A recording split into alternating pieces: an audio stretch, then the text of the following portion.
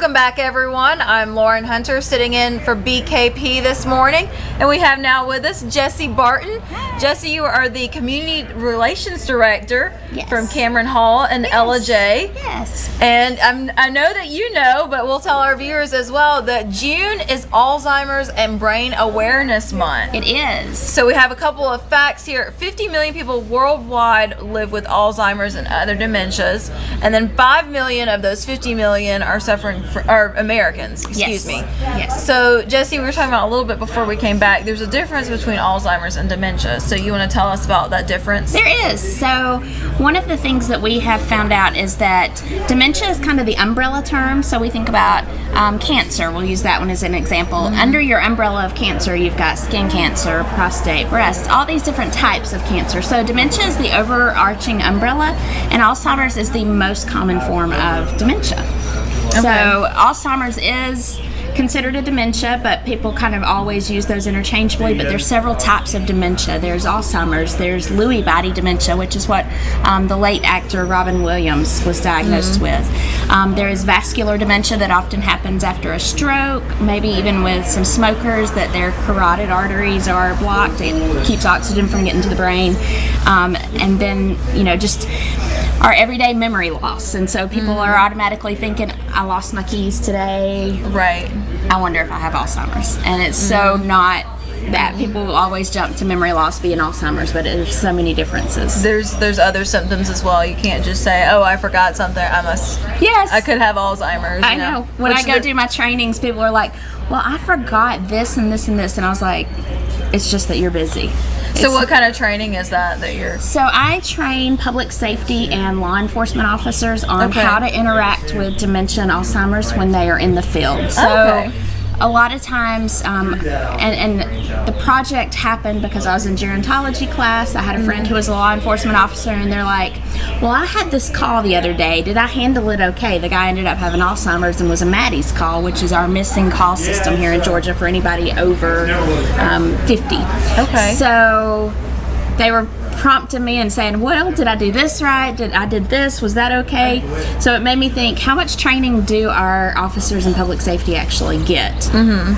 Very little. Like, this person had been on special victims, so he got a little bit more, but overall they don't get a ton of training on dementia specific. And there's so many behaviors that manifest out of dementia that can interact with a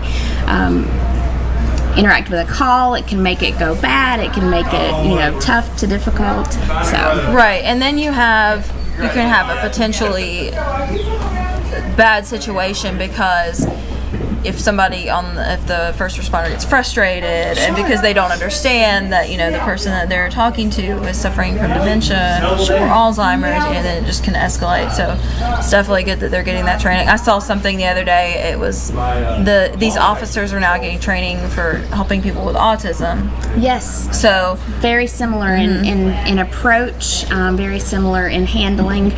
So a lot of times, just the physical approach, how you approach either them personally or as you're coming up to their vehicle if you've made a stop. So very similar in autism, because it does require special handling a lot of times. And you've got, as a public safety official, you've got a split second to make a decision that will protect you as well as protect the person that you are responding to. Right.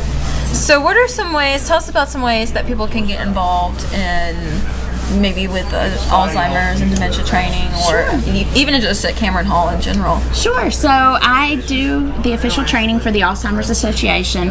We've got a great website, alzheimers.org, alz.org. Okay. So go check that out. Pick your local chapter, which is the Georgia chapter, and there's listings of trainings if you want to go attend a workshop and learn more about it, or if you want to get involved as a trainer such as I am. There's ways to do that as well.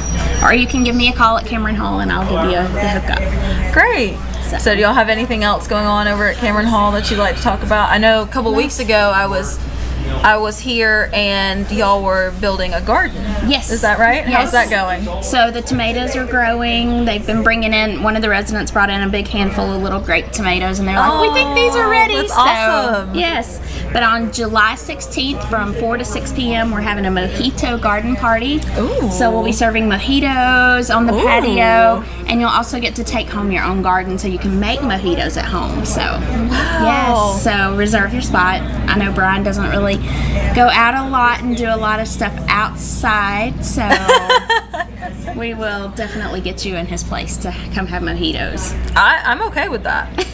That works. That sounds good to me. Yes. All right. Well, Jessi, thank you so much for being you. here today. Thank you. Great job appreciate filling your in time. for Thank you very BKP. much. Thank you very much. We do miss you, but you had a great fill-in.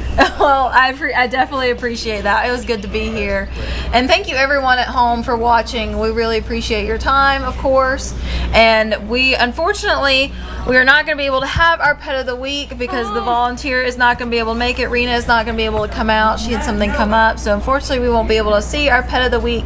But we'll definitely have him or her next week whenever BKP is back. So we hope that you all have a great weekend and definitely going into your next week. Thank you for joining us again this morning. BKP will be back Monday morning at 8 a.m. And don't miss my own. I have a Facebook live show as well on Team FYN Sports every Monday morning at 10:10 a.m. called Instant Replay, North Georgia's only live online sports show. So we will see you all on Monday. Have a great weekend.